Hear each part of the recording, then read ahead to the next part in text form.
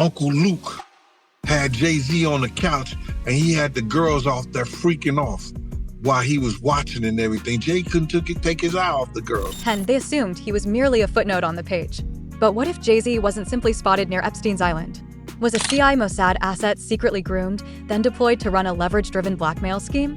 What if he wasn't just lurking in the darkness? December of 2018. Now he's ordering 6 55-gallon drums. He's tripled the amount of sulfuric acid. What if Jay-Z was secretly the one authorizing the substances meant to erase every trace of proof? What if his fingerprints are just as crimson as Epstein's? Because Joe Rogan just linked patterns the FBI has fought relentlessly to keep hidden. And once you witness what we are moments away from revealing, you will never view Jay-Z through the same lens again. The newest drop of the Epstein files didn't merely stun the web. It triggered seismic tremors across the entire entertainment world. We're talking 3 million records, countless images, and hundreds of recorded hours the FBI quietly locked away for years without public knowledge. The latest tranche of Epstein files from the Department of Justice contains around 3 million documents, thousands of still photographs, and hundreds of hours of video. And buried deep in those files, Jay-Z's name surfaces not once, not twice, but repeatedly. Yet this is where the story turns unsettling. Music. According to shadowy tips that re-emerged after federal agents rechecked dusty reports, a caller alleged links involving Jay-Z and Harvey Weinstein reaching back to the 1990s. Now, the approved storyline urges you to assume Jay-Z was simply a famous face caught at the wrong moment. Maybe he showed up. Maybe he exchanged pleasantries with Epstein at a fundraiser. That's the picture they sell. But Joe Rogan isn't accepting it, and you shouldn't either. Here's what nobody's music piecing together. When Joe Rogan sat down to examine the Epstein operation, he didn't focus only on the island. He didn't linger solely on blackmail. He dug into logistics. He dug into oversight.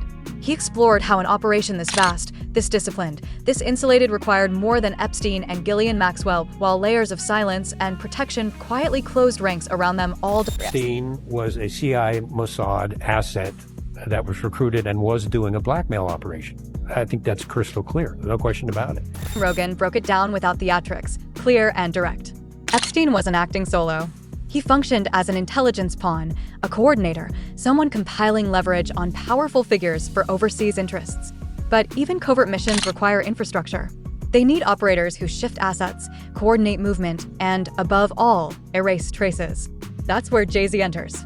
According to revelations surfacing from intensive examinations of the Epstein music files, Jay-Z wasn't merely present on the island. He wasn't just a face frozen in a photograph. Multiple insiders are now indicating something far darker.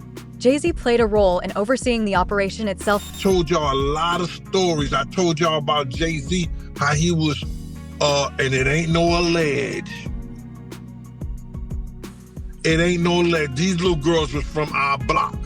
Gene Deal, a longtime industry insider who's witnessed scenes that would, music, turn your stomach, has been warning about this for years. He's been telling anyone willing to hear him that Jay-Z shows a pattern, a consistent trail.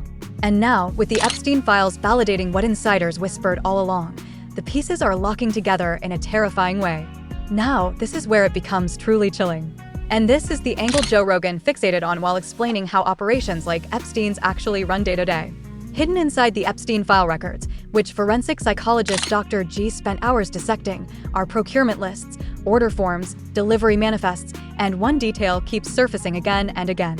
Enormous volumes of sulfuric acid. Right here, this is an order for 2 drums, 55 gallons per drum of sulfuric acid. This was on February 8th of 2017. The sulfuric acid carries everyday purposes. It helps purify seawater. It fine-tunes pool chemistry safely. That's the storyline mainstream outlets repeat while dismissing these music shipments. But what they never explain is why the volumes matter, who authorized them, and what secrets vanish when answers dissolve away. So 1.5 years later, which I guess is when they would probably run out, so now he's ordering 6 55-gallon drums. He's tripled the amount of sulfuric acid. December 2018. Exactly as fresh allegations around Epstein surfaced, exactly as federal agents began closing in, Epstein suddenly tripled his sulfuric acid purchases from 2 55-gallon music drums to 6. Why would anyone abruptly require 3 times more of a substance capable of breaking down organic matter, wiping DNA traces, and making bodies and biological remnants vanish completely? And here's the million-dollar question Joe Rogan raised. Who was coordinating these shipments? Who possessed the reach to ensure those drums arrived silently without triggering alarms? who held the money, access, and influence to manage logistics for an intelligence-driven blackmail network. The trail points toward Jay-Z. Multiple sources now allege Jay-Z wasn't merely on the island. He functioned as the procurement overseer, the problem solver, the individual ensuring Epstein had every tool required to keep the machine operating flawlessly and to eliminate evidence whenever it became necessary, while silence, fear, and power shielded everyone involved from scrutiny at every level. You take people like Jay-Z and Pusha T, they made their living our people, so how the f they gonna stand up? You know what I'm saying? You think they would ever tell the truth? No, if they told the truth by anything, they'd go to jail. April 5th, 18 Kanye tried to sound the alarm. For years, he's been shouting that Jay-Z is tied to actions that would land him behind bars if exposed. And people laughed it off. They called him unstable. They said he was unraveling. But Kanye wasn't losing his mind. He was seeing it early. Let's revisit what we were first fed.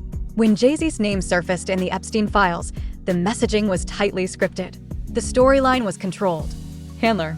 That's the label they repeated, as if music. Jay-Z was merely present, just observing, just another face in the room. But Joe Rogan posed the question no one wanted aired. What does a handler really do in an operation like this? In intelligence circles, a handler isn't a bystander. A handler directs assets. A handler oversees movement. A handler ensures the plan unfolds precisely. And if Jay-Z was operating as a handler within Epstein's blackmail network, that means he wasn't simply watching it happen, he was pulling the strings. She was a kid at that time, correct? 15-year-old girl who had been flown to the United States without parental supervision or a chaperone, brought to a grown man's office in a large corporate Manhattan building. Jaguar Wright has tracked Jay-Z's behavior for decades quietly. She was present when Rihanna entered the country still underage at that time. She witnessed how Jay-Z moved, how he separated young girls from families, how he dictated careers, choices, and entire lives alone. 15, 16, 17 years old.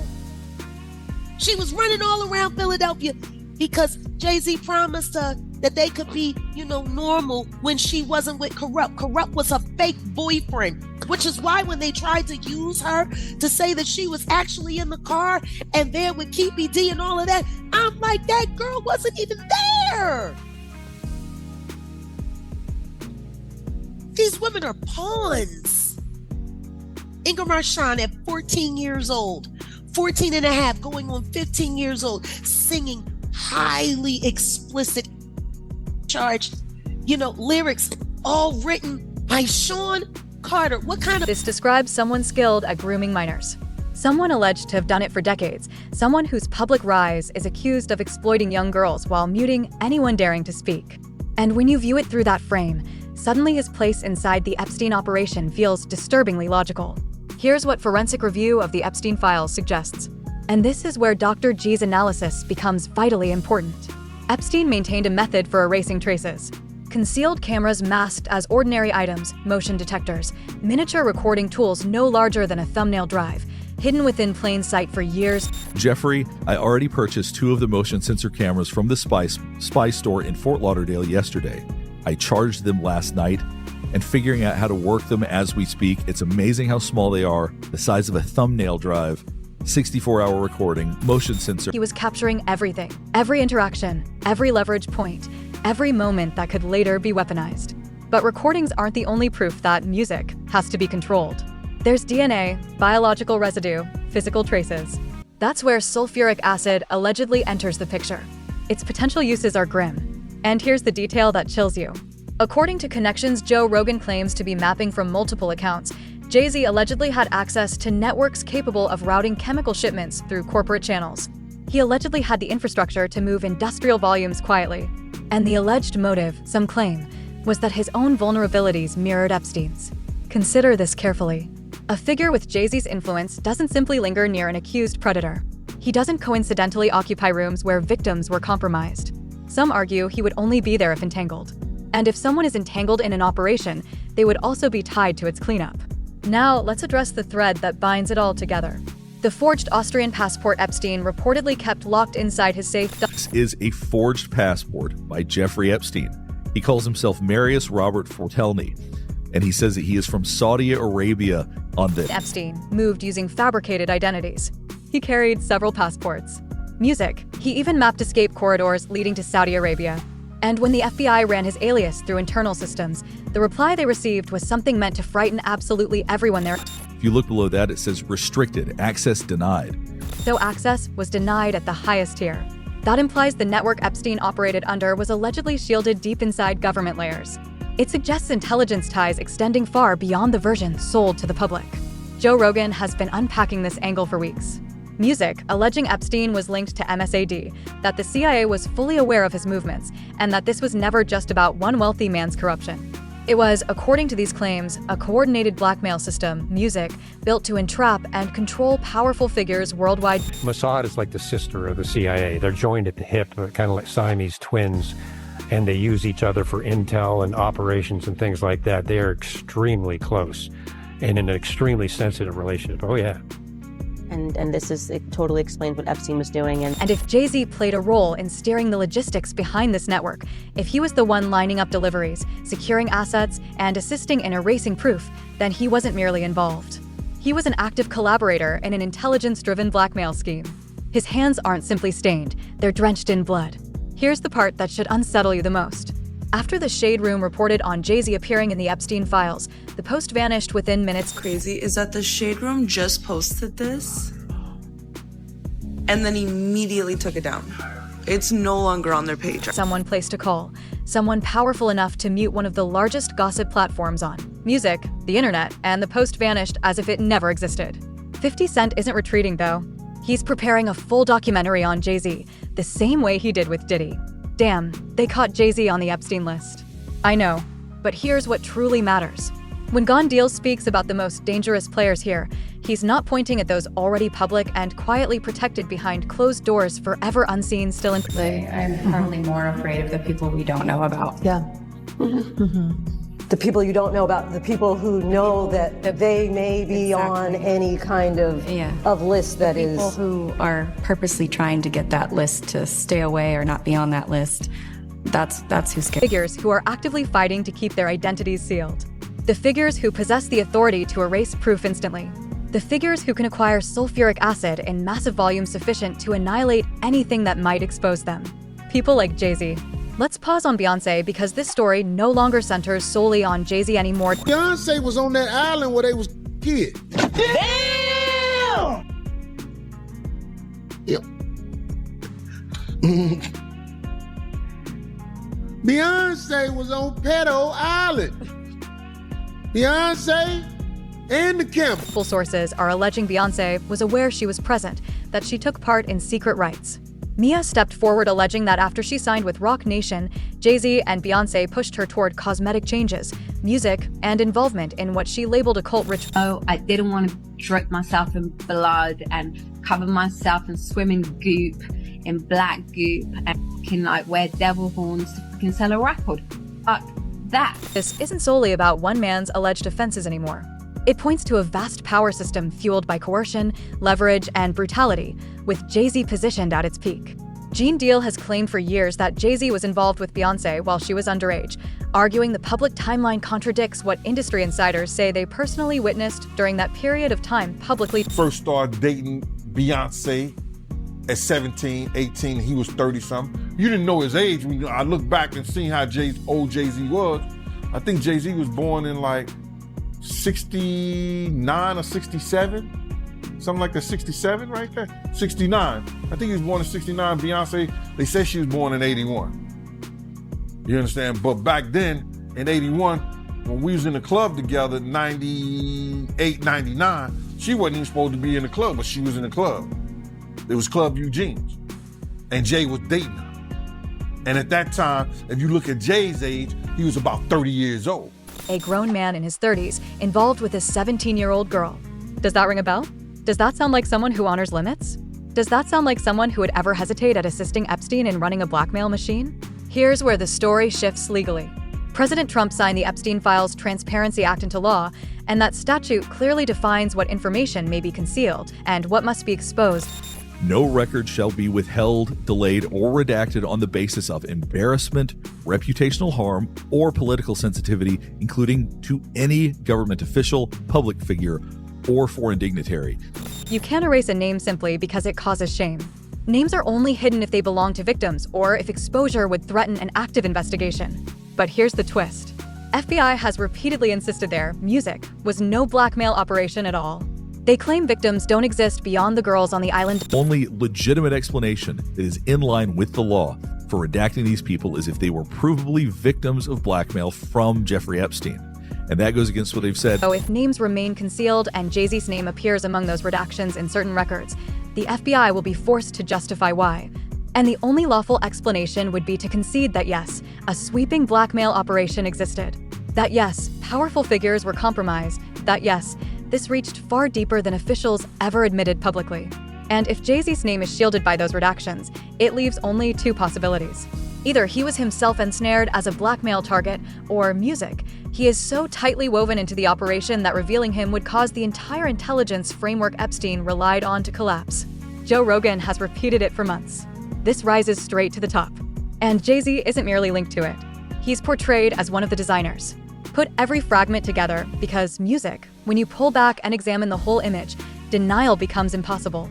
Jay-Z carries a documented pattern of inappropriate involvement with minors.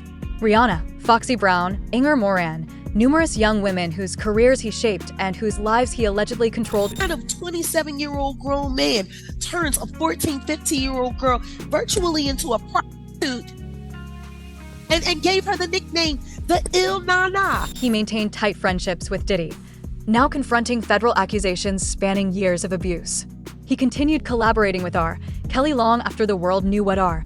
Kelly did to Aaliyah. Why would you still do a project with that man knowing that he raped Aaliyah? That should be the question. Period. It shouldn't be for me. His name surfaces inside the Epstein files not a single time, but repeatedly, in ways that imply far deeper involvement than an innocent observer. And now there are procurement trails showing sharp spikes in sulfuric acid purchases exactly as Epstein's legal pressure intensified. Substances that several accounts allege Jay-Z helped facilitate. This isn't random chance. This is a pattern of predation, a pattern of concealment, a pattern of operating with total impunity, music, fueled by influence, wealth, and connections strong enough to make problems vanish, both figuratively and chemically. Had 3 victims that I've been working with, victims of the Carters, that were ready to come forward. This might help them feel a little more confident. Jaguar Wright delivered a warning that should haunt everyone listening right now. She says there are victims, real human beings whose lives were shattered. Real young girls who were trafficked, exploited, and forced into silence. And the man she claims helped enable it, who helped oversee that music operation, is still walking free. He's still headlining Super Bowls. He's still praised as a corporate genius. He's still shielded by an entire industry that benefits from keeping those secrets buried and never letting the truth surface. Did he go down? We seen R. Kelly. Why does Jay-Z keep slipping through the cracks? That's the guy I'm waiting for. He's sending everybody to jail but Jay-Z, the damn ringleader. Joe Rogan surfaced, music, claims the mainstream refuses to handle. Jay-Z wasn't merely linked to Epstein's island. He wasn't just a so-called handler lingering on the edges. Music, he's alleged to have touched management. He's alleged to have steered logistics. He's alleged to have facilitated chemicals meant to erase proof. His hands are music, said to be stained, and the FBI is aware of the questions. The only thing left is whether anyone dares to demand answers or whether he'll keep moving with the same untouchable power that's allowed lives to be ruined for decades without consequence. Just mark my words, as I'm Kanye West, you've seen my execution. I'm 10 years ahead mentally, and I'm trapped in today's time. Kanye tried to sound the alarm. Joe Rogan is now linking the threads, and the material sits inside 3 million pages of FBI records they're scrambling to keep sealed. The reckoning is approaching, and when it arrives, Jay-Z's meticulously built empire is poised to collapse into dust. What's your take? Was Jay-Z truly overseeing the sourcing of evidence-erasing chemicals for Epstein? Are his hands as stained as these files imply? Share your thoughts in the comments below.